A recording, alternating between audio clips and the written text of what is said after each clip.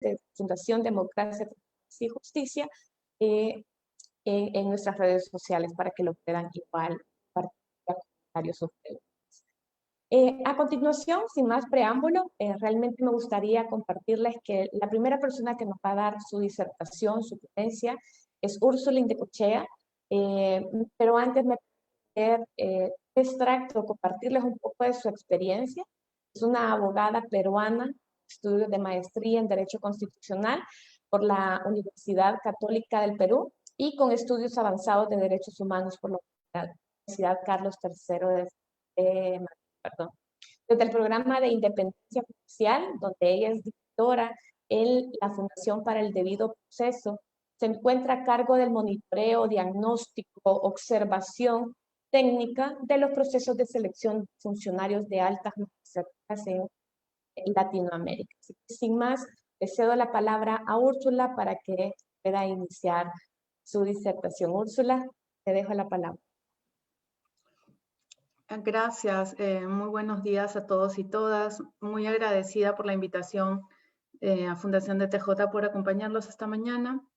Me siento muy complacida de poder volver a tocar este tema sobre la elección de personas magistradas a la Corte Suprema de Justicia de El Salvador, que es un proceso de selección que vengo observando hace muchísimos años y que conozco mucho, ¿no? Quizá para comenzar quisiera hablarles un poco de la importancia de esta elección y por qué es importante que las altas cortes de un país estén conformadas por personas idóneas. Como saben, las Cortes Supremas y la Corte Suprema de El Salvador no es la excepción, tienen funciones de gobierno y son la cúpula de la estructura de la judicatura de los tribunales, y eso quiere decir que, digamos, son la última instancia en la resolución de muchos de los procesos, y además que tienen algunas funciones administrativas que impactan la independencia de todos los operadores de justicia que la conforman. Entonces, teniendo magistrados y magistradas independientes y competentes, es una forma que tiene un impacto directo en la independencia de todo el sistema. Es por eso tan importante que cuidemos estas elecciones. En el caso de El Salvador, está empezando un proceso para elegir a 5 magistrados, uno de los cuales va a integrar la Sala de lo Constitucional. Y bueno, sobre ese pequeño detalle también quiero volver un poquito más adelante en mi exposición. También compartirles un poco cómo se realizan este tipo de elecciones en otros países, en la experiencia comparada, y qué dicen los estándares al respecto.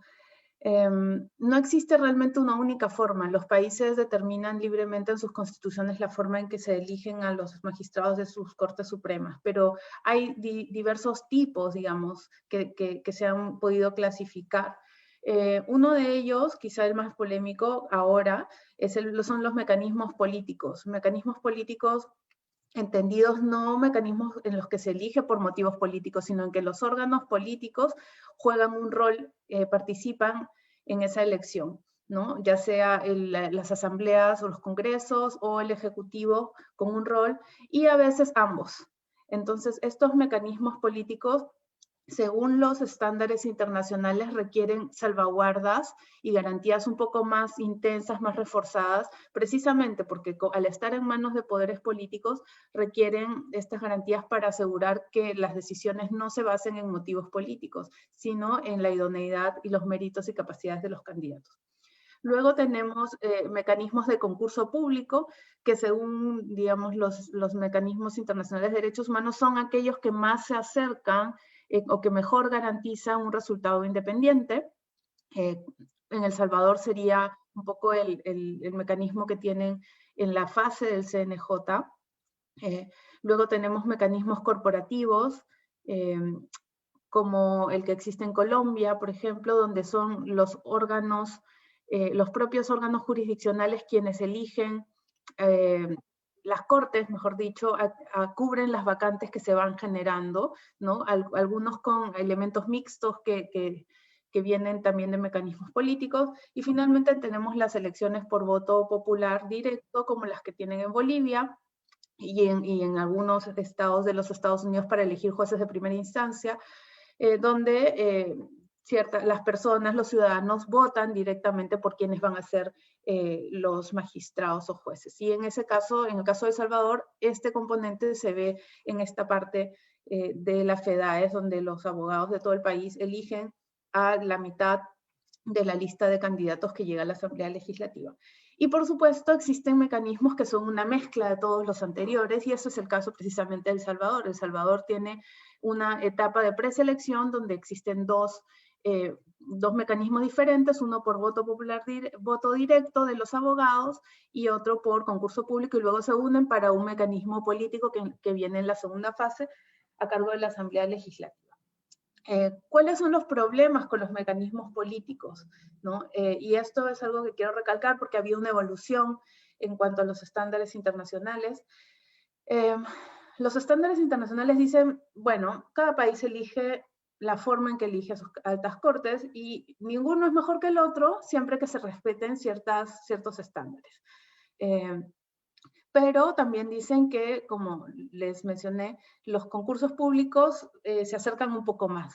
Bueno, eso ha ido evolucionando un poco y en el reciente informe sobre corrupción y derechos humanos, estándares internacionales que sacó la Comisión Interamericana de Derechos Humanos en diciembre del 2019, se habla de los mecanismos políticos y de los riesgos que implican, y no dicen que son inválidos ni que hay que abandonarlos, pero dice que son especialmente riesgosos y que en contextos en los que hay elementos de corrupción son totalmente desaconsejados, ¿no? Entonces, este es un elemento a considerar, un nuevo elemento a considerar en nuestros análisis. Ahora, ¿cómo lograr que sea como sea que el procedimiento que tengamos en nuestro país, lleguemos a un resultado aceptable, digamos, en términos de independencia y de competencia? Los estándares que son de 4 tipos, ¿no? Transparencia, méritos y capacidades, participación ciudadana e igualdad y no discriminación, justamente están orientados a lograr ese resultado. Y quiero detenerme un poquito, especialmente en el de méritos y capacidades. Este estándar exige que los mecanismos, sean cuales sean, contengan herramientas o se diseñen herramientas que permitan que quienes van a decidir quiénes van a ser los futuros magistrados puedan identificar los méritos de los candidatos, 1, identificar, y 2, establecer una valoración, realizar una valoración de esos méritos. ¿Y qué herramientas existen para esto? Bueno, la principal herramienta, en mi opinión, es la del perfil, ¿no? Existe, por ejemplo, la herramienta de la entrevista personal, que también es otra herramienta, pero digamos la base es el perfil. Y el perfil, bueno, como nosotros venimos ya hace bastantes años tratando de impulsar esta batalla de diferenciar el perfil de los requisitos mínimos. Es decir, cuando las constituciones dicen que para ser magistrado de la Corte Suprema se requiere ser salvadoreño, del estado seglar, mayor de tantos años, eso no es el perfil. Eso es lo mínimo para poder acceder al estatus de candidato. El perfil es una herramienta diferente que describe una serie de cualidades, de capacidades que la persona a ser elegida debería tener. Entonces, los requisitos mínimos sirven para hacer el primer filtro. A ver, imaginen cuántos abogados mayores de tantos años, salvadoreños de nacimiento, podrían ser magistrados. Entonces, ese universo que puede ser de miles de personas, es filtrado con con los requisitos mínimos, pero después el perfil nos ayuda a decir quién es el mejor de todos esos para ocupar el cargo. Entonces el perfil está compuesto por elementos de méritos profesionales y méritos personales, lo que en la Constitución de El Salvador se llama la competencia notoria, que sería lo profesional, y la moralidad notoria sería lo personal. Y estos elementos, que pueden ser, por ejemplo, experiencia, conocimiento jurídico relevante y especializado, por ejemplo, si vamos a elegir magistrados de una corte de cuentas o de una corte electoral o una corte constitucional, necesitamos que esas personas tengan conocimientos en derecho electoral, en derecho constitucional, en derecho internacional de los derechos humanos. Si vamos a elegir un fiscal general, necesitamos que conozca derecho penal y así. Experiencia, pero también honradez, integridad, capacidad de trabajar en equipo, facilidad para promover consensos, ¿no? Y además, en el caso de El Salvador, se agrega una cláusula que dice que se debe procurar que la Corte tenga un equilibrio de las principales corrientes del pensamiento jurídico. Y esa parte a mí me llama mucho la atención porque parece como si no existiera en El Salvador. No he visto que ni en el CNJ ni en la FEDAES exista algún instrumento diseñado para poder determinar eso. No es una regla para el CNJ ni para la FEDAES, ni solamente para la Asamblea Legislativa, sino para todos. Para todos. Claro, principalmente la Asamblea Legislativa porque es la que va a elegir al final la composición, tomando en cuenta la composición existente, pero esta norma requiere y protege una corte equilibrada, no una corte demasiado conservadora, no una corte demasiado progresista, una corte equilibrada en sus posturas. Y este aspecto de la moralidad notoria, digamos, pareciera muy difícil de medir objetivamente, pero no es imposible. Hay cierto nivel de objetividad al que se puede llegar, y una de las formas es, por supuesto, los certificados, las certificaciones de no tener procesos penales abiertos, no tener procesos administrativos, sancionadores, haber pagado los impuestos. Pero hay otro aspecto que ese tipo de documentos no logra identificar, que son aquellos aspectos de la vida del candidato o la candidata que no tienen un contacto con la institucionalidad pública, ¿no? Y que solamente pueden ser aportados si es que la sociedad civil que los conoce los informa, los documenta.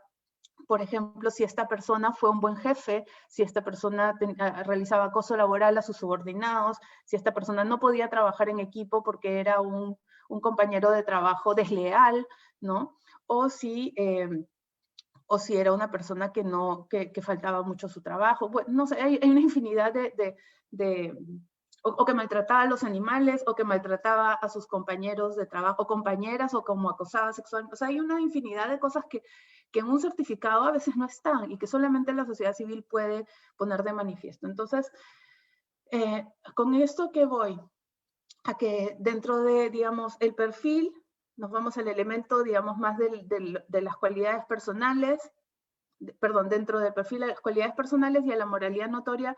Lo que yo siento un poco es que en El Salvador se han hecho algunos esfuerzos por darle una cierta objetividad. El manual del CNJ por lo menos tiene una definición de lo que es moralidad notoria, pero la forma como la han evaluado no es necesariamente la mejor. Ya Antonio Maldonado, que estuvo en el panel de expertos internacionales, lo contará un poco más a detalle, pero en lo que respecta a la FEDAES, que es el proceso que tenemos en la puerta, uno puede ver que el reglamento de la FEDAES ha eliminado por completo la obligación de las asociaciones de abogados de manifestar cómo eligieron a las personas que están postulando, que es algo que existía en el reglamento anterior, ¿no? Por lo tanto, ¿dónde está el control de esa moralidad notoria? ¿A quién se deja el control? ¿Al voto?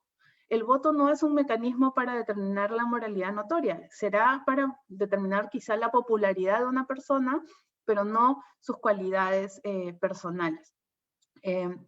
No creo que todo esté perdido, ¿no? Creo que hay todavía cosas que se pueden hacer, incluso con este reglamento de la FEDAES, que además lo único que requiere de los candidatos es que presenten una declaración jurada de que prácticamente no tienen ningún tipo de objeción moral, o objeción, digamos, en cuanto a su moralidad notoria. Pero, por ejemplo, se podrían organizar conversatorios, debates entre los candidatos. Lo podrían hacer las asociaciones de abogados también, no solamente para preguntarles a los candidatos qué piensan sobre ciertos aspectos, sino también para conocer este aspecto de las corrientes del pensamiento jurídico que al parecer nadie le presta ninguna atención, pero que son importantes, porque una corte equilibrada da seguridad, da estabilidad, da seguridad jurídica, porque no cambia de jurisprudencia como un giro de timón de 180 grados. Entonces no es una cosa menor, y además está en la Constitución, y por lo tanto es una norma, una regla que debería de cumplirse. Bueno, yo no quiero excederme del tiempo, pero lo dejaría ahí y encantada de poder contestar las preguntas que ustedes puedan tener. Gracias. Muchas gracias, Úrsula. De verdad que gracias por justamente dejarnos planteados algunos de estos cuestionamientos sobre nuestro proceso y cómo poder ir revisando si, cómo estamos evaluando de repente estos perfiles. Nos estamos enfocando principalmente, o las autoridades, o incluso dentro del proceso de FEDAES, las asociaciones de abogados están realmente solo enfocando en los requisitos mínimos, o definitivamente hay que empezar a profundizar cada vez más. Tú mencionabas el mecanismo que fue evaluado en el 2018, panel de expertos, y justamente había algunas observaciones que hacían ahí con este requisito que tú hablabas acerca de méritos y capacidades. Y aquí me encantaría de verdad que, bueno, Antonio, muchísimas gracias por acompañarnos. Siempre es un placer poder invitarte a este tipo de eventos, que siempre puedas estar contribuyendo a ir mejorando y fortaleciendo las instituciones y también este tipo de procesos. Es nuestro segundo panelista y les comento un poquito acerca de Antonio Maldonado. Antonio Maldonado fungió como procurador anticorrupción en Perú. Ha servido en la ONU en diferentes países, bueno, nuestro país, pero también otros países de Centroamérica como Guatemala, Honduras, y también a lo largo de Latinoamérica en Colombia y en otros países asiáticos. También él ha podido ir trabajando en temas relativos a la promoción de derechos humanos, en el fortalecimiento de instituciones nacionales de derechos humanos, de administración de justicia y justicia transicional. Ha sido investigador de graves casos de violaciones de derechos humanos, crímenes de lesa humanidad y de gran corrupción. Antonio, quiero darte ya el espacio, cederte la palabra para que igual nos comentes acerca de la experiencia que tienes haciendo este tipo de observación, de este tipo de análisis acerca de los procesos de selección, y que justamente en el 2018 viste a bien poder compartir junto a otros expertos, hacer todo un análisis sobre nuestro proceso de selección a magistrados. Así que te dejo la palabra y gracias. Bueno, buenos días, Senia. Muchas gracias a ti en tu condición de directora ejecutiva de la Fundación Democracia, Transparencia y Justicia de TJ, por la amable invitación que has tenido de hacerme para participar en este importante foro. También quiero agradecer a los colegas que nos acompañan esta mañana. Me siento muy honrado de compartir la mesa con Úrsula Indacochea, de la Fundación para el Debido Proceso Legal, de PLF, y con Rodolfo González. Sin más, quisiera entonces empezar con la presentación en los puntos que me señalas, Senia. En efecto, mencionando que tuve el honor de hacer parte, por invitación de DPLF, de la Fundación para el Debido Proceso Legal, de un panel internacional, un panel independiente internacional de expertos, integrado por una jurista colombiana, Magdalena Correa Henao, experta en Derecho Constitucional, decana de la Facultad de Derecho Constitucional de la Universidad Externada de Colombia, Jean-Michel Simon, jefe para la sección de América Latina del Instituto Max Planck para el Derecho Penal Extranjero y Derecho Penal Internacional. Junto con ellos, y por la invitación que he expresado, que he mencionado, hicimos este informe que nos pareció una experiencia muy rica, muy interesante, no solo de cara a lo que pudimos, creo, modestamente aportar al proceso de selección de magistrados de El Salvador, sino ya en un contexto regional mucho más amplio. Pero antes de eso quisiera mencionar a continuación de los nombres que integramos el panel, cuáles fueron de manera general nuestros términos de referencia, ¿no? Obviamente, como he dicho, DPLF nos requirió que conformáramos un panel independiente, es decir, que tuviésemos el apoyo de DPLF, etcétera, para la parte administrativa, pero nuestro trabajo fue independiente. Y los objetivos generales del panel fue de brindar una visibilidad internacional al proceso de selección de magistrados de la Sala de lo Constitucional de la Corte Suprema de El Salvador, ¿no?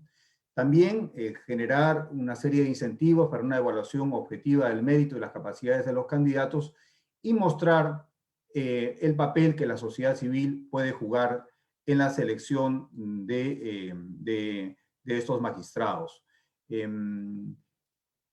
Nos pidieron, además, hacer una suerte de evaluación de la preselección, del proceso de preselección de candidatos, como ha dicho Úrsula, a cargo del Consejo Nacional de la Judicatura y a cargo de la Federación de Asociaciones de Abogados de El Salvador. Y nos pidieron hacer esta evaluación sobre una serie de materiales ya preestablecidos antes del inicio del panel.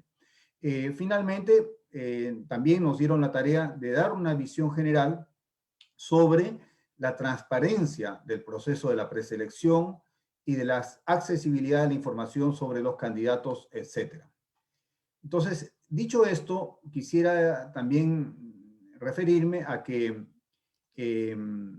bueno, reiterar, ¿no?, que esta fue una iniciativa de la Fundación para el Debido Proceso Legal, en la que concurrieron también otras importantes organizaciones no gubernamentales internacionales como WOLA y SEGIL.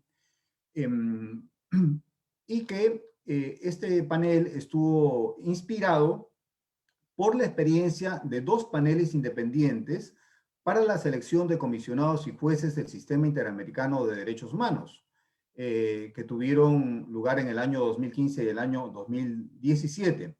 Pero también tomó en cuenta la experiencia del Advisory Committee on Nominations de la Corte Penal Internacional.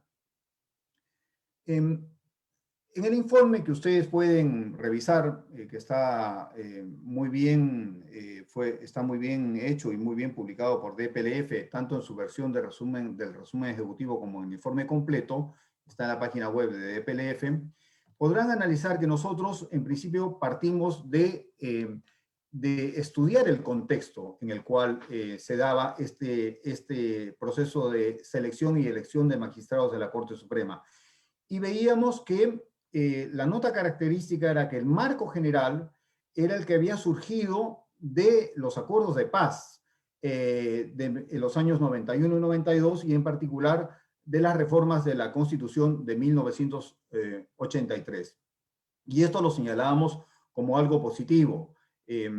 También recogíamos criterios generales ya advertidos por Úrsula en su presentación, y también recogidos y reconocidos por la entonces relatora especial sobre la independencia de magistrados y abogados, Gabriela Naúl, que en el contexto del conflicto, como ustedes recordarán, entre la Sala de lo Constitucional y el Congreso de El Salvador, el año 2012 recogió la importancia de este proceso de elección como resultado de los acuerdos de paz de Chapultepec de 1992.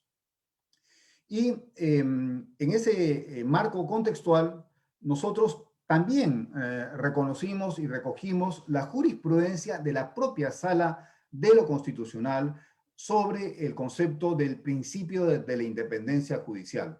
Y una jurisprudencia referida a una inconstitucionalidad sobre un tema de la participación de miembros de partidos políticos como candidatos a magistrados, la Sala de lo Constitucional dijo literalmente: el fundamento del sistema de justicia que ha configurado la Constitución exige esencialmente la independencia personal de los magistrados y los jueces. Los tribunales de justicia deben, por lo tanto, carecer de prejuicios personales y de vínculos político-partidarios que puedan incidir en su proceder, ya que deben actuar y decidir imparcialmente desde el punto de vista objetivo en todo momento y circunstancia.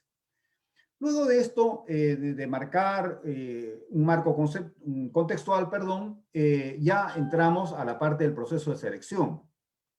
Y en el proceso de selección advertimos algunos aspectos comunes y otros particulares que se refieren a los que están a cargo de cada uno de los organismos que hemos mencionado.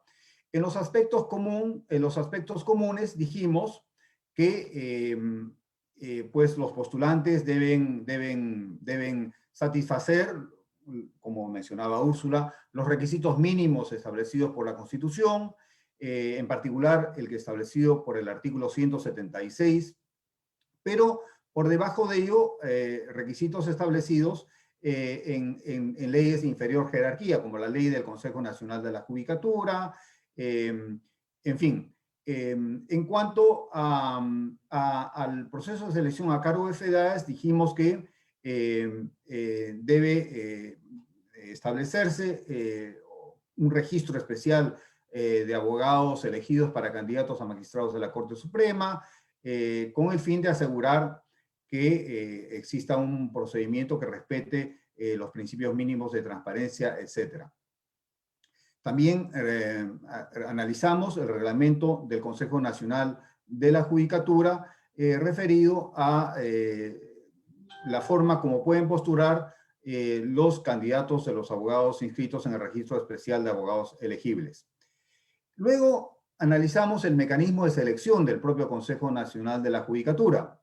Lo que dijimos es que, en particular, este proceso de selección, además de diversos marcos legislativos aplicables, se basaba en un anexo del Manual de Selección de Magistrados, Jueces y Juezas.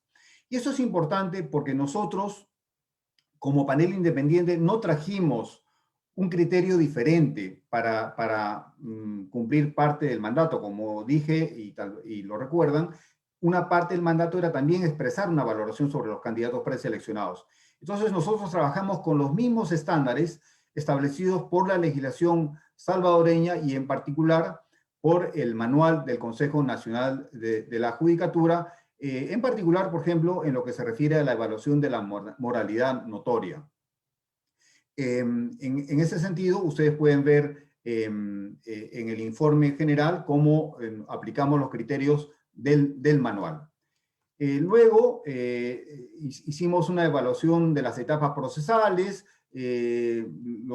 las exigencias de las etapas previas para calificar a los magistrados, que también surgían de ese manual, de la tabla 4 de ese manual. De grosso modo, la convocatoria pública, la verificación curricular, la publicación de la nómina de aspirantes preseleccionados, la evaluación psicológica y laboral, la entrevista, etc. Y también, por supuesto, la puntuación que otorgaba la tabla 4 del manual. Evaluación curricular 50%, entrevista 40%, evaluación psicológica y sociolaboral 10%, etc. También analizamos a continuación el mecanismo de elección a cargo de la FEDAES.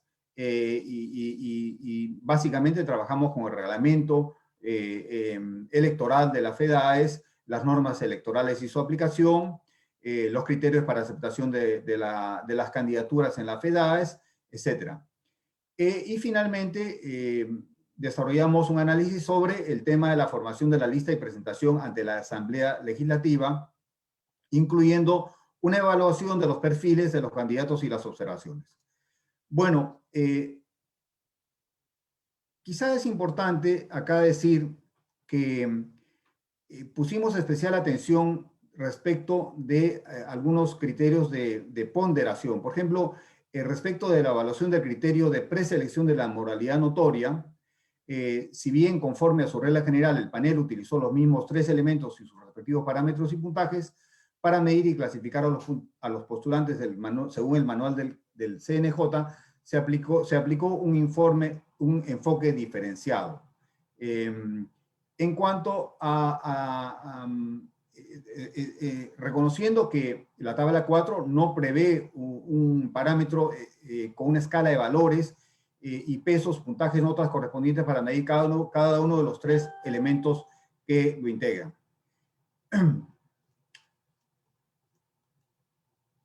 Y lo mismo hicimos con la evaluación de los candidatos de la FEDAES. Dijimos que respecto a la evaluación de la transparencia y publicidad de este proceso de selección por medio de una elección organizada por la FEDAES, al consistir en un mecanismo de elección directa y gremial y no de selección basada en una evaluación del perfil de los postulantes, como es el caso del proceso organizado por la CNJ, el panel se limitó a evaluar el evento electoral, tomando como base las normas establecidas en el reglamento especial adoptado por la FEDAES. En cuanto a la evaluación de los perfiles de los candidatos a magistrada, el panel optó por aplicar, aún dentro de las limitaciones que la información obtenida impuso, los elementos de la evaluación curricular de la tabla 4 del manual del CNJ, esto es referido a los candidatos del FEDAES. Bueno, luego de eso llegamos a establecer una serie de observaciones y una serie de recomendaciones. Pero creo que tal vez de manera breve quiero recapitular un punto que debía haber mencionado al comienzo de mi presentación junto con los términos de referencia y que se refiere a la metodología que usamos en el panel. Brevemente, antes de pasar entonces a las observaciones y las recomendaciones, diré que el panel desarrolló dos tipos de análisis. De una parte, el relacionado con el estudio de las normas jurídicas que regulan los procedimientos de selección, y de otra parte, evaluamos de manera amplia si los candidatos preseleccionados, tanto por el CNJ como FEDAES, cumplían con el perfil establecido. Bueno, las conclusiones se refieren en cuanto al modelo de selección en general. Y lo que dijimos de manera categórica es que el actual modelo tiene evidentes debilidades en su diseño e implementación que no garantizan un proceso de selección de magistrados conforme a los principios y estándares internacionales y que, en opinión de este panel, no respondía a las actuales necesidades del Estado de Derecho y del régimen democrático de El Salvador, ni a las legítimas expectativas de la sociedad civil. Decíamos a continuación, la existencia de un doble mecanismo de selección, en realidad no es doble, es triple. Por un lado, mediante el sistema de elección gremial por voto directo de los abogados organizados por FEDAES, y por otro, mediante el sistema de selección basado en la evaluación de los perfiles de los postulantes inscritos en el CNJ, decíamos, afecta directamente la calidad del resultado del proceso en su primera etapa. No analizamos el tercer mecanismo, reitero, no es un doble mecanismo, es un triple mecanismo, porque el informe fue publicado antes de la intervención y de la evaluación a cargo de la Asamblea Legislativa. Entonces dijimos, si bien es posible inferir que la definición de los dos mecanismos diferentes obedece a la intención del constituyente de garantizar la mayor participación posible de candidatos interesados y la pluralidad de los perfiles, conforme lo establece el artículo 186 de la Constitución, lo cierto es que la disparidad de procedimientos empleados por el CNJ y por FEDAES y la diferencia de requisitos que deben reunir los postulantes para uno y otro procedimiento dificulta las opciones de asegurar el cumplimiento de las condiciones constitucionales de moralidad y competencia notorias que deben reunir los magistrados de la Corte Suprema de Justicia. En cuanto al proceso de selección por parte del CNJ, dijimos que si bien la transparencia y publicidad del proceso de selección ha mejorado, seguíamos observando debilidades y deficiencias tanto en cuanto a los datos utilizados para la evaluación, en particular los antecedentes de los postulantes, como respecto al parámetro de medición utilizado durante las deliberaciones y las votaciones para la fijación de la lista posible de candidatos. En cuanto al FEDAES, decíamos que la fijación de un procedimiento democrático electoral del gremio de abogados para seleccionar los candidatos amplía los espacios de participación del complejo proceso de escogencia. Sin embargo, en opinión del panel, ese objetivo plausible puede arrojar resultados infortunados, en particular por ausencia de requisitos para la postulación de candidatos de las asociaciones de abogados ante la FEDAES que resulten razonables para la posición, importancia y competencia de los jueces por seleccionar con el voto. Con relación al resultado de valoración de perfiles, de los candidatos, decíamos que la evaluación efectuada por el panel sobre los postulantes hechos ante el proceso ante el CNJ, en base a la aplicación de una metodología rigurosa y objetiva, discrepa en 2/3 partes con la lista definitiva de precandidatos, etc. Y finalmente, ya para terminar, dado el tiempo que ha concluido, establecimos varias recomendaciones, pero mencionaré solamente una, Senia, y es que decíamos que el actual modelo de elección de magistrados de El Salvador está construido con base a 3 lógicas distintas, con defectos y debilidades intrínsecos. En opinión del panel, los procesos ante el CNJ y ante el FEDAES no tienen herramientas adecuadas que permitan identificar cabalmente a los candidatos con la moralidad y competencias notorias que requiere la dignidad de los jueces constitucionales. Por ello, el panel considera que el proceso a cargo de la Asamblea Legislativa corre el riesgo de desarrollarse un marco de elección sustancialmente político, lo que es normal dada su naturaleza, pero que no parte del mérito de los candidatos, lo que es preocupante. Bueno, los detalles y la ampliación más específica de lo expresado en forma resumida está en el informe final y en el resumen ejecutivo colgado en la página web de DPLF. Gracias, Senia. Gracias, Antonio. De verdad que muchísimas gracias. Y sí, la verdad que es un informe que deberíamos siempre tenerlo bien presente y ver cuáles son estas recomendaciones que generó este panel y ver cómo poder mejorar el proceso, o sea, qué mejoras podemos hacerle, cómo sigue manteniéndose esas debilidades, la falta de identificación de un perfil idóneo, de ir generando cómo deberíamos de hacer ese proceso de evaluación y también todas esas obstáculos que se llegan a presentar para que se puedan escoger, menos seleccionar, mejor dicho, a las primeras personas dentro de estas primeras etapas del proceso salvadoreño, ¿no? Para que lo que llegue a la Asamblea Legislativa, y si bien, como ustedes lo mencionaban, tiende, así como está diseñado el proceso, casi a permitirles que la Asamblea Legislativa lo haga más un proceso político y no un proceso técnico, entonces ver cómo poder robustecerlo, ¿no? Porque al hacer ese tipo de elección, lo que tiende a pasar es que, bueno, sabemos que en el caso de la Asamblea Legislativa salvadoreña, tiende y ha tendido a darse más bien en algunas de las elecciones más a repartos partidarios, de cuotas partidarias o a ese nivel de consensos. Y sobre esto se ha dado en algunos casos que se han presentado inconstitucionalidades, justamente demandas de inconstitucionalidades frente a la sala por las elecciones que se consideran irregulares o que no se consideran que son de los perfiles más idóneos.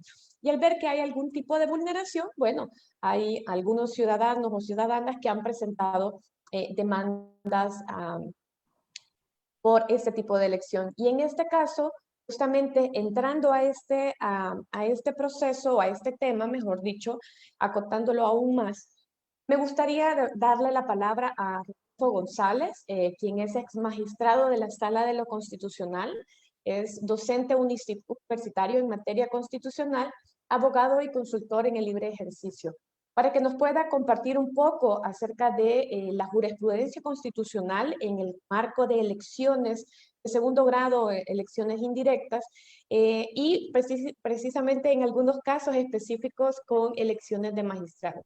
Y cómo esta elección, justamente en el contexto salvadoreño actual, que cada vez es un poco más preocupante y más alarmante, pueda generar alguna alerta o cuál es la preocupación que tenemos de esta próxima elección. Así que sin más, Rodolfo, gracias por aceptar esta invitación y le dejo la palabra. Muchas gracias, Senia. Es un gusto para mí compartir este foro con Antonio, con Úrsula, con usted y con todos los que nos acompañan o nos verán después. Estamos en un momento muy importante en el país porque además de las elecciones de alcaldes y diputados que se realizarán en un poco más de 2 semanas, también tenemos la renovación de 1/3 de la Corte Suprema de Justicia según las reglas que fueron definidas por la reforma constitucional de 1990.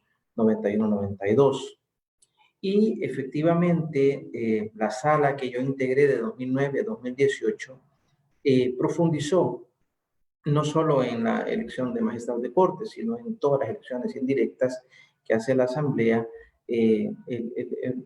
algún aspecto fundamental que quiero resaltar en el tiempo del que dispongo. Se señaló en los casos que nosotros conocimos instados por diversos ciudadanos y a partir de un precedente viejo que estaba en el 99, 10 años antes de que nosotros asumiéramos, se ejerció un control bastante intenso sobre elecciones de segundo grado. Creo que prácticamente todas las elecciones de segundo grado fueron sometidas a control de la sala, Corte de Cuentas, Tribunal Supremo Electoral, Consejo de la Judicatura, Corte Suprema de Justicia, por supuesto, y titulares del Ministerio Público, Fiscal, Fiscal General de la República.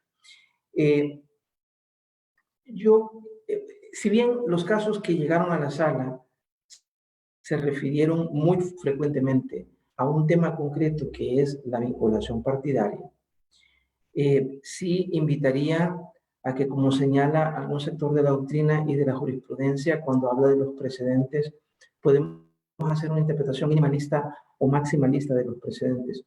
Yo creo que es importante en este punto hacer una interpretación maximalista de la jurisprudencia de la sala, porque la sala se centró, como no podía ser de otra manera, no en las condiciones personales de los candidatos, aspecto que no podría evaluar la sala de lo constitucional porque es ajeno a su competencia. Quien valora cualidades personales de los candidatos, por supuesto, es la Asamblea Legislativa, pero sí al deber de documentar. El deber de documentar que tiene la Asamblea Legislativa, que es el decisor último. Hay participación de FEDAES, hay participación del Consejo de la Judicatura, hay observación y una cierta incidencia desde sociedad civil, desde la academia, pero el decisor último, el responsable de quién llegó o no llegó a ocupar un cargo en la Corte Suprema de Justicia es la Asamblea Legislativa. Y se ha hecho énfasis en el deber de documentar la ausencia de vinculación político-partidaria y la ausencia de sanciones o procesos abiertos en términos de ética, probidad, Corte de Cuentas o los entes que ejercen potestades disciplinarias si el candidato que finalmente resultó electo antes estuvo ocupando un cargo de esos que están sujetos a un régimen de carrera con su propio régimen disciplinario interno. Pero con una interpretación maximalista estoy seguro que se lo podemos aplicar a todos estos elementos que, como señalaba Úrsula y Antonio, se han ido perfilando con un trabajo muy meritorio de la Fundación para el Debido Proceso Legal, tratando de darle contenido a estos dos elementos de los que habla la Constitución nuestra, artículo 176, moralidad y competencia, perdón, honorabilidad y competencia notoria. Moralidad en la Constitución, honorabilidad en la legislación secundaria en nuestro país y competencia notoria en el 176 de la Constitución. No solo en la capacidad y competencia profesional como conocimiento de la ley profunda y ser un representante de una de las más relevantes corrientes de pensamiento jurídico, lo cual se ha dicho en la jurisprudencia, se documenta no solo por la autoasignación de una pertenencia a una corriente de pensamiento jurídico, sino algo que sea medible y conocible por la comunidad jurídica y por la sociedad en general, por la vía de publicaciones, docencia, incidencia y un compromiso con los valores democráticos, el respeto a los derechos humanos, el respeto al Estado de Derecho en la trayectoria profesional que pudiera tener el candidato integrando una ONG o algún organismo de sociedad civil donde desde esa posición se hubiera trabajado en la defensa de los derechos y valores democráticos, de los derechos fundamentales y de los valores democráticos. En la parte de la ausencia de vínculos que puedan afectar la independencia o imparcialidad o lo que en general se denomina como inexistencia de conflictos de intereses, se ha hecho énfasis en la jurisprudencia en lo relativo a la ausencia de vinculación político-partidaria. ¿Por qué? Porque la sala detectó que desde el 94, primera vez que se ejerció esta nueva modalidad de proposición y elección de magistrados de la Corte Suprema de Justicia, se había generado una distorsión en la que habíamos llegado a una situación que en otros países latinoamericanos se le llama de cuoteo y que en nuestro país se suele denominar como reparto de cuotas partidarias. Entonces, se advertía, y a veces lo salían diciendo los propios políticos, lo dijeron respecto de nosotros, que por qué nosotros estábamos cuestionando esos procedimientos y así nos habían elegido ellos a nosotros, bajo la idea de que hay dos partidos grandes. Esto puede cambiar en el proceso de este año, pero ha sido tradicionalmente en los últimos 28 años, en los anteriores 9 ejercicios, desde 1994, han sido dos grandes partidos que han entendido que tienen derecho a poner sus piezas dentro del tablero, en un espacio del tablero del ajedrez político, que es el órgano judicial, igual como lo buscan en la Corte de Cuentas o en el Tribunal Supremo Electoral o Ministerio Público, en el órgano judicial, en la cúpula del órgano judicial, en la Corte Suprema, colocar sus piezas, sus afiliados, y si no son afiliados, personas que ponen su trayectoria y su conocimiento al servicio de un proyecto político partidario. Y ahí es donde se ha insistido en la necesidad de documentar por parte de la Asamblea, y cuando eso no se ha comprobado, ha hecho que se caiga, que se anule el proceso de elección, porque se ha insistido en la necesidad de documentar la ausencia de estos vínculos. Tienen toda la razón, y lo dijimos en el propio proceso de 2018, vale para este proceso como valió para siempre hacerlo así, aunque no se ha hecho de esa manera, que la ausencia de vínculos no solo sea respecto de partidos, sino también respecto de gremiales, respecto de grupos de interés, respecto de grupos ideológicos que intenten ocupar al magistrado como parte de su lucha por ideas, por visiones de mundo, que también aglutinan a partidos y a asociaciones, para que este magistrado o magistrada sea la pieza que desde dentro va a ayudarle a defender esta lucha, digamos, entre visiones de mundo que a veces alcanza dimensiones políticas en el ámbito educativo, por ejemplo, por mencionar un ejemplo. Entonces, tienen toda la razón quienes siempre señalaron la necesidad de extender, por eso estoy hablando de una maximización de los precedentes, no quedarse solo con la ausencia de vínculos político-partidarios, que ahora creo yo va a ser mucho más necesario. Estamos viendo con los diputados que su propuesta al pedir el voto es decir desde ya que va a estar al servicio del proyecto político partidario que se sostiene desde el Ejecutivo. Es absolutamente previsible esperar a que en la Corte Suprema de Justicia, donde si bien no se renueva la Sala de lo Constitucional, solo uno de los 5 magistrados, que además es el presidente de la Corte y del órgano judicial, pero en los otros ámbitos donde están las salas de casación y la importante Sala de lo Contencioso Administrativo, es previsible que los partidos van a intentar colocar ahí sus piezas. Y como hemos dicho ya en otras ocasiones, creo que además de una visión de Estado y un compromiso con la institucionalidad que deben tener los partidos, los diputados al momento de hacer la elección, es que los propios candidatos deben, por decirlo en términos coloquiales, deben darse su lugar. Deben mostrar independencia de entrada, evidenciando que no están dispuestos a hacer por 9 años en la Corte Suprema de Justicia piezas de un proyecto político partidario o de la extensión de un grupo que se mueva en el mundo político o económico tratando de tener conexiones que le permitan hacer valer desde el ámbito judicial sus intereses.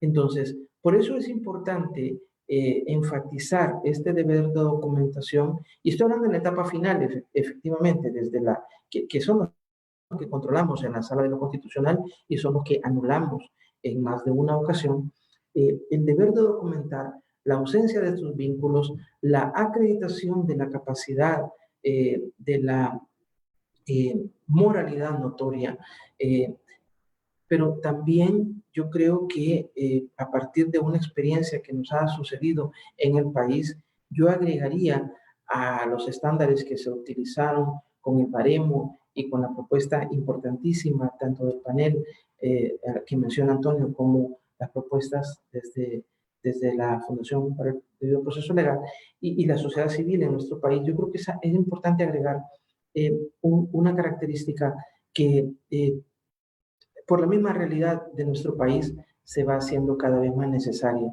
que es una visión de Estado. Usualmente hablamos de estadistas para referirnos al jefe del Ejecutivo. Muy poco o nunca se habla de que nuestros diputados deban ser estadistas, ni que nuestros magistrados de la Corte Suprema deban ser estadistas. Pero hay una realidad que ha cambiado de forma muy acelerada en la última década.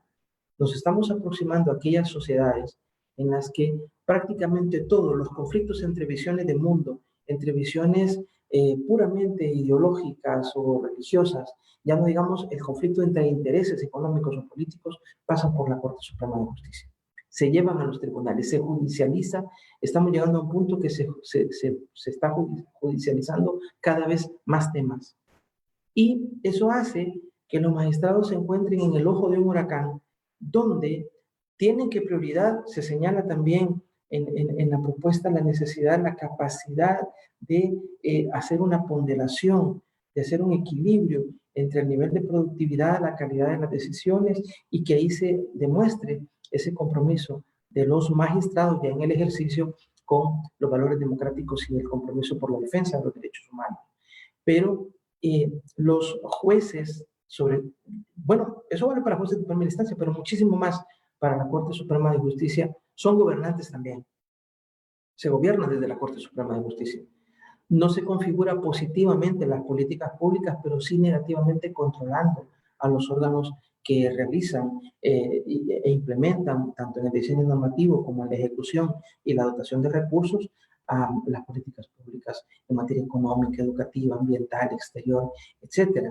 Y entonces se necesita que también hay en el control que se va a ejercer por parte del órgano judicial, en la administración de la carrera judicial, en la resolución de los litigios, de los casos concretos, que se refleje una visión de Estado clarísima por parte del magistrado. Y es algo que tenemos los abogados que exigir la documentación y la acreditación desde que somos electores, en cuestión de poco menos de 2 semanas. Pero además hay una exigencia del Consejo de la Judicatura, por supuesto, pero sobre todo de quien toma la decisión definitiva para llevar a alguien o no a la Corte Suprema de Justicia, que es la Asamblea Legislativa. Afortunadamente, y termino en 30 segundos, Senia, afortunadamente la nueva integración de la Sala de lo Constitucional en 2 años y medio ha evidenciado que está dispuesta a continuar con esta línea de control, que había precedentes muy esporádicos antes de 2009. En la sala que yo integré en 9 años, del 2009 al 2018, hizo un control mucho más intenso y teníamos un poquito la incertidumbre al inicio de si esta integración de la sala iba a continuar o no, pero ya ha evidenciado que el tema sí lo va a retomar. No sabemos con el grado de intensidad, pero creemos que eso puede ser muy importante. Muchas gracias. Y también quedamos abiertos a las preguntas. Muchas gracias a cada uno de ustedes, de verdad. Excelentes participaciones, de verdad que nos siguen siempre generando toda esta discusión que casi siempre se tiende a levantar cuando están al inicio de estos tipos de procesos.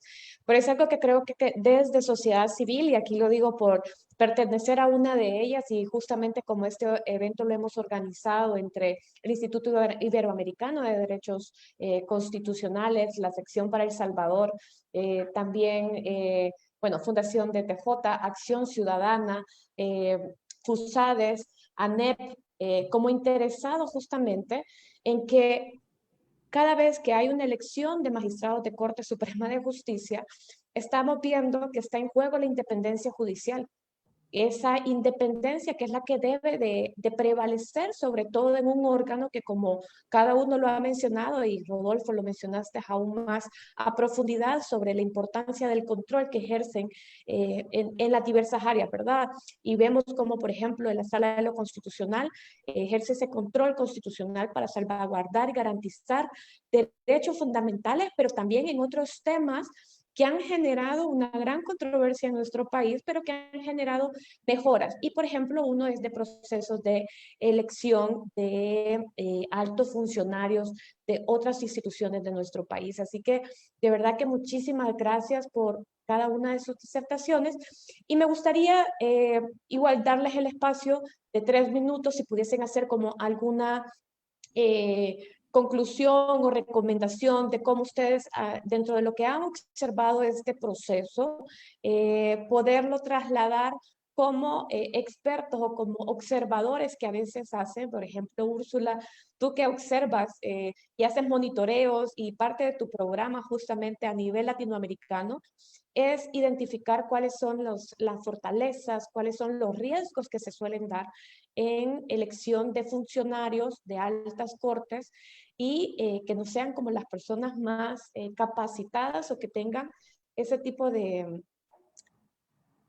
falta de independencia. Entonces, tal vez una conclusión en ese aspecto, Antonio, y los dejo mencionados para después solo darles el espacio cada uno a que participe, hablarnos un poco acerca de una conclusión o una recomendación que puedas hacer al proceso a partir de toda esta experiencia que recogiste durante este panel. ¿Qué recomendación nos podrías hacer desde, como sociedad civil, como a la ciudadanía en general, al mismo Consejo Nacional de la Judicatura, en cuanto al proceso, que estamos casi en esa etapa inicial? En 10 días estamos en las elecciones de la FEDAES. Posteriormente, los 15 personas más votadas pasan al CNJ, y el CNJ tiene que ir preparando las entrevistas, ¿verdad? Y Rodolfo, bueno, esta conclusión así pequeñita, un poco en ese sentido de cuál es esa importancia que debería de tener en la Asamblea Legislativa de profundizar los tipos, la elección, las entrevistas. ¿Por qué? Porque tiende a pasar que ya cuando llegan perfiles a la Asamblea Legislativa, no empiezan a utilizar los baremos, no crean baremos. Por ejemplo, se han resistido a hacer reformas a su reglamento interno que ha sido presentado por sociedad civil, y continuamente están ignorando recomendaciones que la anterior sala en su jurisprudencia ha hecho, y muchas veces en las noticias sale que Sala le corrige la plana a la Asamblea Legislativa. Claro, esos son títulos bastante llamativos de parte de la prensa, pero a ver, un poco de tus valoraciones en cuanto a cómo debería, o recomendaciones desde un ex magistrado a los mismos diputados, que esperemos que en esta elección de este año realmente tengan un mayor interés, porque sabemos que también va a entrar una nueva conformación de Asamblea Legislativa. Así que, Úrsula, te dejo la palabra, luego continuaríamos con Antonio y finalizaríamos con Rodolfo, para luego entrar a un par de preguntas que nos han hecho los participantes. Bueno, sí, yo tengo algunas recomendaciones prácticas que tienen que ver con el deber de documentar que mencionaba el ex magistrado González respecto de la FEDAES específicamente, ¿no? Ya que el reglamento de la FEDAES no requiere que los candidatos presenten una serie de constancias, sino solamente una declaración jurada, es importante vigilar que las personas elegidas y digamos que vayan a ser informadas al CNJ, que el CNJ sí obtenga esas constancias, ¿no? También es muy importante que la FEDAES traslade por completo los expedientes presentados por esas candidaturas al CNJ, porque entiendo del informe del panel independiente que en la elección de 2018 no se hizo, pese a que estaba en su reglamento. Y otro tema importante es que en la boleta de elección debería de hacerse algún tipo de indicación de qué candidatos tienen algún conocimiento o especialidad constitucional, porque no hay otra forma de conocerlo. Se van a elegir 5 personas, una de las cuales va a ir a integrar una sala constitucional y necesita conocimientos especializados, y los abogados que van a ir a votar no pueden conocer eso si primero no se han hecho públicos esos expedientes y esas hojas de vida. Entonces, es importante que los votantes sean informados de quiénes tienen esta especialidad para que puedan también votar en consecuencia.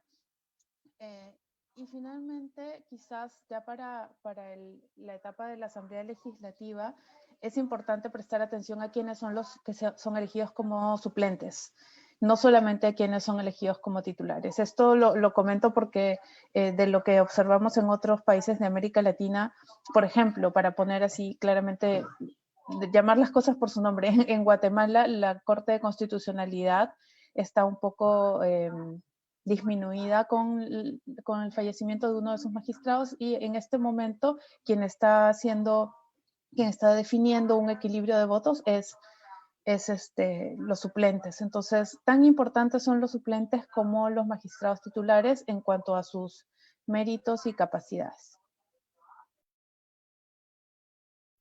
Gracias, Úrsula.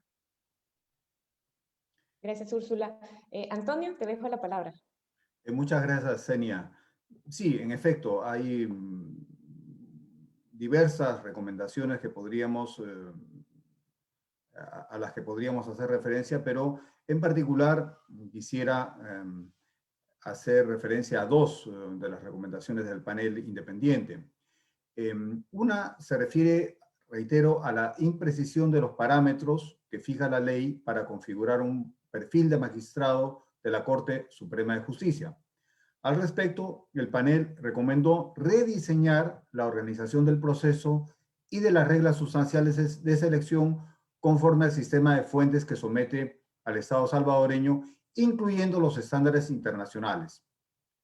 Y de otro lado, a partir de la experiencia desde los acuerdos de paz al presente, y recogiendo el espíritu y los objetivos y los principios establecidos en la Constitución de El Salvador vigente, recomendamos respetuosamente que la Asamblea Legislativa debería reconsiderar o considerar la renovación y reforma de toda la arquitectura del actual diseño institucional de selección o elección de magistrados de la Corte Suprema de Justicia, y en particular nos referíamos a la Sala de lo Constitucional. Entendíamos en el panel que allí se encuentra una oportunidad indiscutible, dijimos, para dar un salto cualitativo para la nación salvadoreña en su consolidación como Estado democrático y constitucional de derecho. Y estas recomendaciones cobran mayor importancia porque, como todos sabemos, desde el 14 de julio del año 2016 se retomó un desafío, una agenda histórica que es la que quedó pendiente y truncada con la famosa amnistía. Entonces hay una agenda de justicia transicional pendiente de realizarse. Y para que esa agenda se pueda realizar, se requiere de magistrados que tengan, como decía Rodolfo González, ¿no?, una visión de estadista, o sea, una visión de magistrados, no unos administrativos del expediente, ni temerosos frente al poder político. Se requiere personas que, como dijo en su día el doctor Jorge Eduardo Tenorio, en su famoso libro La Obra de la Justicia, recojan los acuerdos de paz que constituyeron y constituyen un compromiso histórico para El Salvador y que señalaron causas importantes de acción que están pendientes.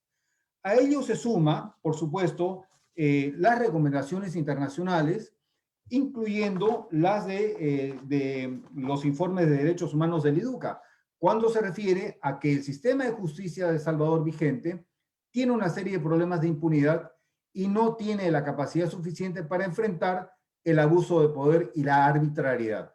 Entonces, todo eso requiere de un magistrado idóneo, moral y profesionalmente, como bien han dicho mis colegas de la mesa, Úrsula y Rodolfo. Gracias, Senia. Gracias, Antonio. Sin más, Rodolfo, le cedo esta palabra, y después de esto solo hay un par de preguntas que quisiéramos trasladársela. Gracias. Sí, no, yo decía, Senia, que es muy importante en la Asamblea que se tome conciencia de la importancia de esta elección. No es la Sala de lo Constitucional la que está en juego, pero sí la Corte Suprema de Justicia conoce temas muy importantes. Tiene la carga administrativa por disposición constitucional de administrar la carrera judicial junto con el CNJ. Además, conoce temas importantes en términos de probidad, de extradiciones, además de la jurisprudencia en estricto sentido de las 4 salas de la Corte y de la Corte Plena misma. Entonces, es muy importante que en la Asamblea se cumpla con el deber de documentación, se tomen las herramientas, se retomen las herramientas importantes que desde sociedad civil se le dio como insumos para la elección de 2018 y que sea un proceso, como se calificó el proceso del 2018. No fue perfecto, pero fue un proceso mucho mejor que los procesos anteriores, incluyendo al proceso en el que se nos eligió a nosotros en 2009. Pero tiene la oportunidad la Asamblea de hacer un proceso mucho mejor, empezando desde la elección de FEDAES y de la escogitación que hace el Consejo de la Judicatura, porque prácticamente con la situación política conflictiva que nada apunta a que se vaya a reducir en los siguientes 3 años, va a pasar muchos temas, como decía en mi exposición, muchos temas van a terminar llegando a la Corte, no necesariamente a la Sala de lo Constitucional. Varios temas se están derivando ya por la nueva normativa en los últimos 2 años a la jurisdicción contenciosa administrativa. Y solo quiero aclarar, aunque debería ese punto haberse quedado claro hace mucho tiempo, pero veo, por ejemplo, que se sigue hablando, bueno, hay que llenar una vacante en la Sala de lo Constitucional, una en la civil, una en lo contencioso y 2 en la penal. En el resto de la Corte, que no es la Sala de lo Constitucional, por disposición interna, se puede configurar completamente una de las salas. Y entonces, desde hace mucho rato se viene señalando la atención, por ejemplo, a la jurisdicción contencioso administrativa, por ponerle mucha atención por lo mediático, por la relevancia política a la jurisprudencia constitucional, se ha descuidado un poquito la importancia de la jurisdicción contencioso administrativa, y no hay que verlo de menos también la importancia que tiene en la seguridad jurídica y en la resolución de conflictos concretos, la sala de lo civil y de lo penal. Y como digo, todo lo que está en juego, la estabilidad del país como tal, podría pasar por la Corte Suprema de Justicia, y es una decisión muy relevante que tiene en juego la Asamblea y que obliga a los participantes, al gremio de abogados, con una oportunidad que no se tiene en otros países de incidir en la postulación y en la configuración de la mitad de la lista que se manda a la Asamblea.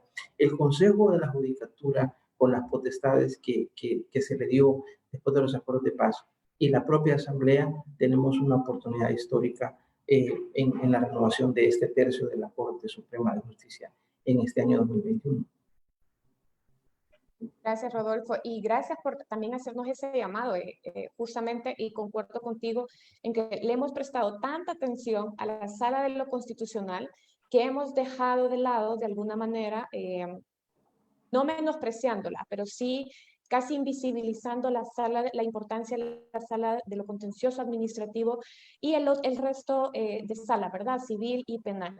Y justamente la Sala de lo Contencioso Administrativo, que está jugando un papel bastante importante con algunas de las irregularidades que se han dado el año recién pasado en cuanto a elecciones de funcionarios como el Instituto de Acceso a Información Pública. Entonces, de no tener una fortaleza en esa sala, justamente como menciona, podemos, o sea, también perder y el riesgo de que ese control de legalidad que ejerce la Sala de lo Contencioso merme, ¿verdad? Disminuya y vaya más bien en un detrimento. Así que muchísimas gracias por traernos a también de nuevo a recapacitar sobre ese aspecto. Y ya para concluir, rápidamente, hay un par de preguntas que por razón de tiempo se las quiero trasladar principalmente Úrsula.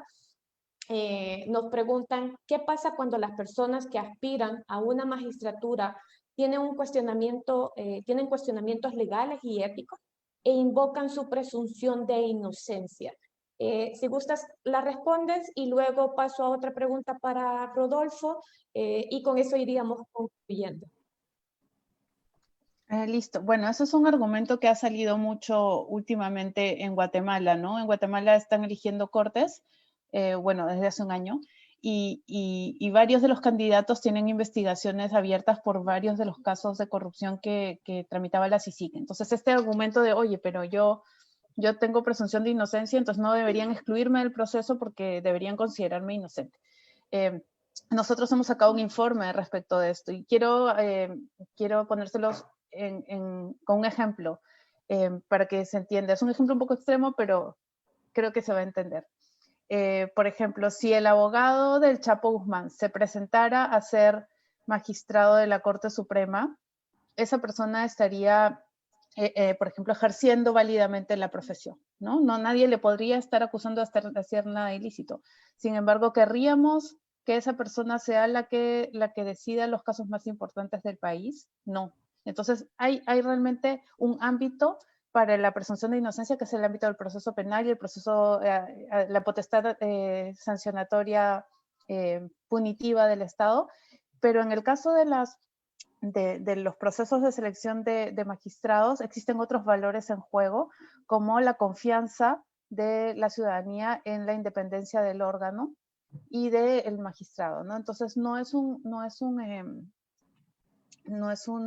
ámbito donde la presunción de inocencia pese más que esos otros valores, haciendo una ponderación. No debería, sin negar la presunción de inocencia de esas personas no deberían ser consideradas ni siquiera votadas para su nombramiento, porque de raíz este nombramiento estaría viciado por esa sombra de falta de imparcialidad, ¿no? De falta de independencia.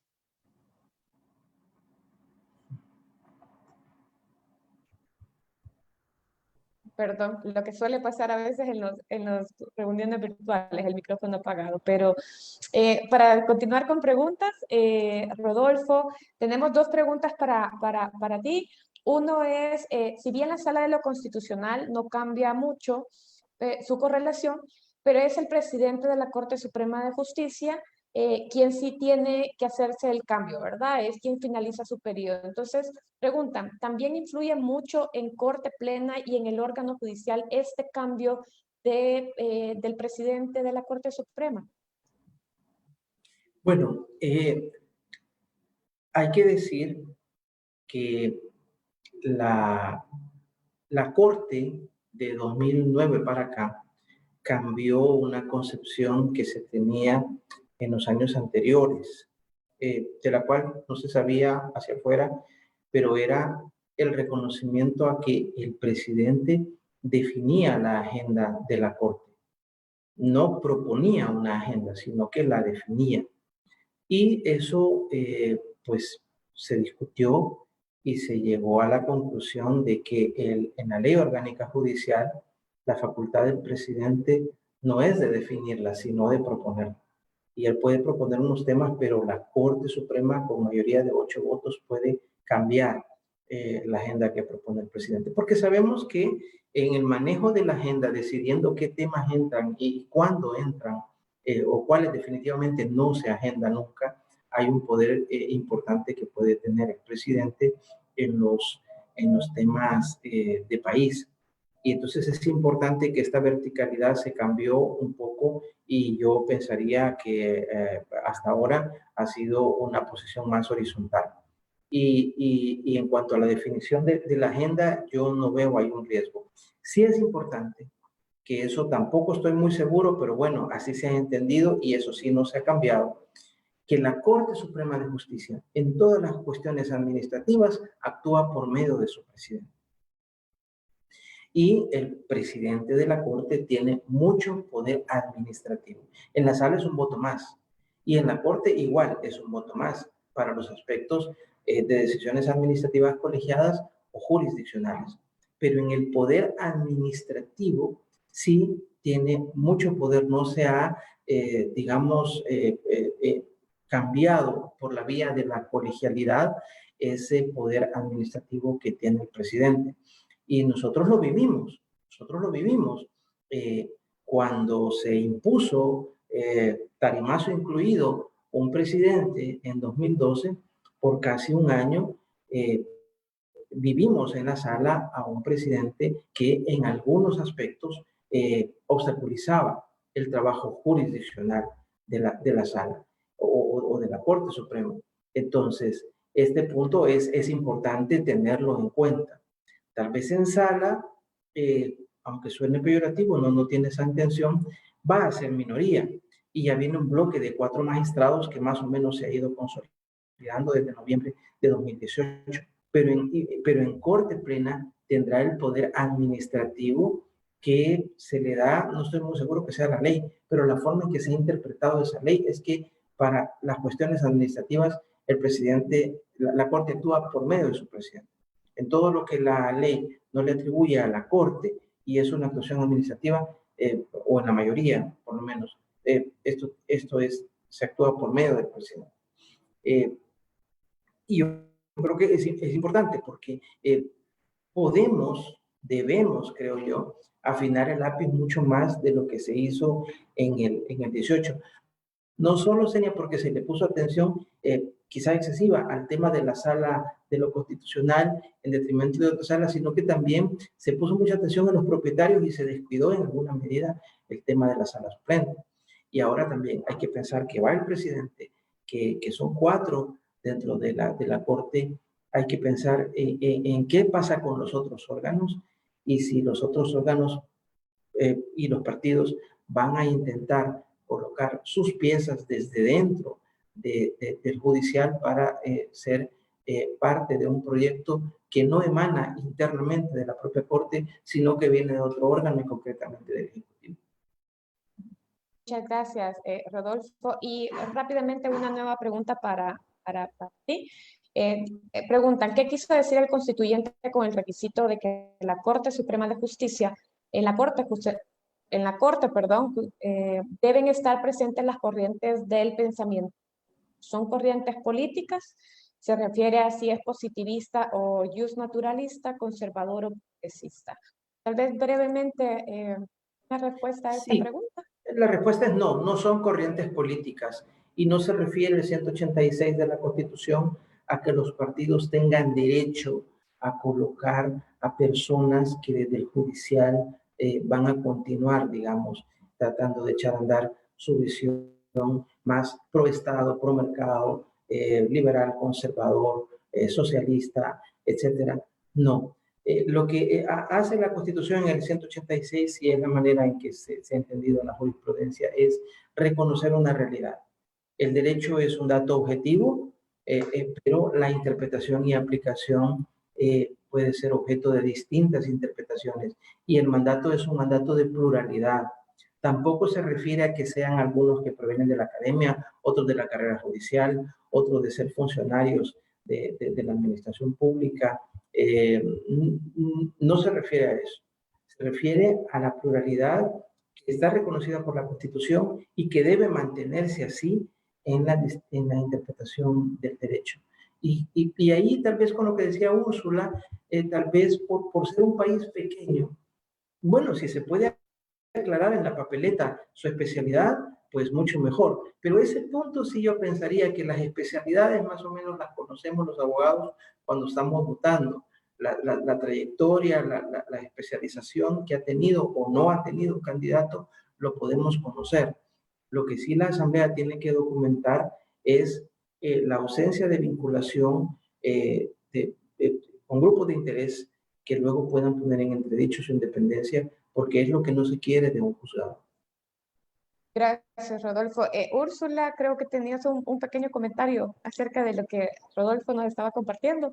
Sí, solamente como resaltar lo importante que es tener una composición equilibrada de las salas y de la Corte en general, ¿no?